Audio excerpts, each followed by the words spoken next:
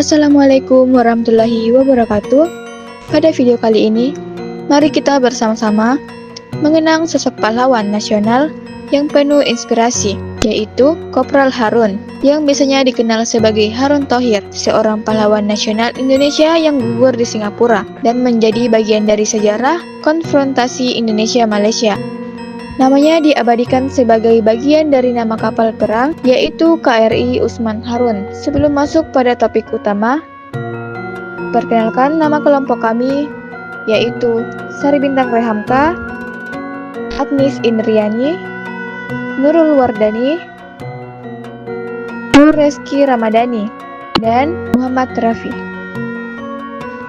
Biografi Kopral Harun bernama lengkap Harun Thohir bin Mandar, tempat dan tanggal lahir Bau-Bau, Sulawesi Tenggara, 4 April 1943. Memiliki asal daerah Sulawesi Selatan, berdarah Bugis, dan memiliki latar belakang keluarga hidup sederhana, tapi dikenal disiplin dan tekun. Memiliki riwayat karir militer, bergabung dengan Korps Komando Operasi atau yang dikenal dengan KKO. Namun sekarang dikenal dengan Korps Marinir TNI Angkatan Laut. Dia dikenal oleh rekan-rekannya sebagai prajurit muda yang pemberani, tenang, dan setia pada negara. Wafat pada 17 Oktober 1968. Latar belakang perjuangan. Pada tahun 1960-an, Indonesia dipimpin oleh Presiden Soekarno. Dan saat itu terjadi konfrontasi Dwi Korah, yaitu perlawanan terhadap pembentukan Federasi Malaysia yang dianggap sebagai ancaman bagi kedaulatan Indonesia. Sebagai bagian dari operasi militer rahasia, Kopral Harun bersama Sersan Usman ditugaskan untuk melaksanakan misi sabotase di Singapura, yang pada masa itu masih menjadi bagian dari Malaysia. Aksi pahlawan di tengah konflik. Pada 10 Maret 1965, Kopral Harun dan Sersan Usman menjalankan operasi khusus dengan menyusup ke wilayah Singapura. Mereka menanamkan bahan peledak di sebuah gedung bernama McDonald House yang menjadi fasilitas penting bagi Inggris dan Malaysia. Ledakan itu berhasil mengguncang kawasan tersebut dan dianggap sebagai salah satu aksi paling berani dalam sejarah konfrontasi Dwi Korah. Namun sayangnya, saat mereka hendak kembali ke Indonesia, perahu mereka mengalami kerusakan, dan akhirnya keduanya tertangkap oleh pasukan Inggris. Penangkapan dan pengorbanan. Setelah tertangkap, Kopral Harun dan Sersan Usman diadili oleh pengadilan Singapura.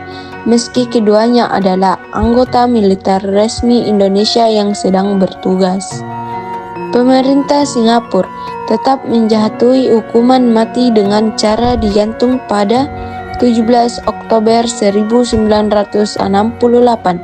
Pemerintah Indonesia telah berusaha meminta gerasi dan pengampunan, namun permintaan tersebut ditolak.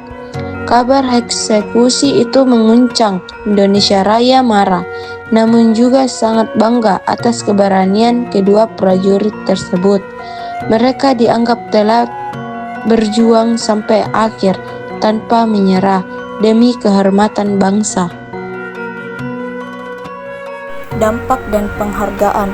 Setelah gugur, Kopral Harun dan Sersan Usman dipulangkan ke Indonesia dengan upacara militer yang sangat hikmat. Keduanya dimakamkan di Taman Makam Pahlawan Kalibata, Jakarta, dan secara resmi dianugerahi gelar Pahlawan Nasional Indonesia oleh pemerintah.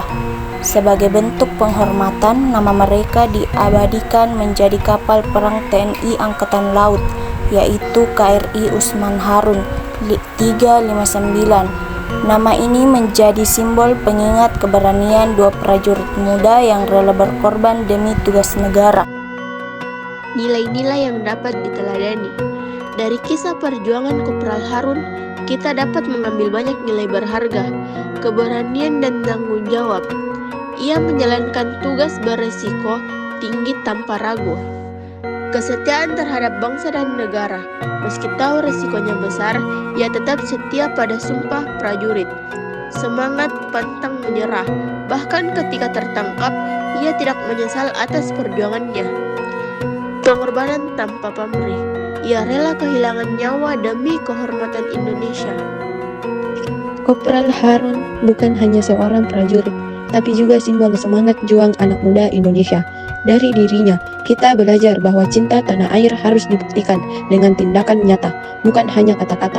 Sebagai generasi penerus bangsa, kita tidak perlu mengangkat senjata seperti dulu, tetapi kita bisa berjuang melalui pendidikan, kerja keras, dan kontribusi positif bagi masyarakat dan negara. Mari kita teruskan semangat perjuangan beliau dengan cara menjadi generasi yang berani, jujur, dan berbakti kepada bangsa.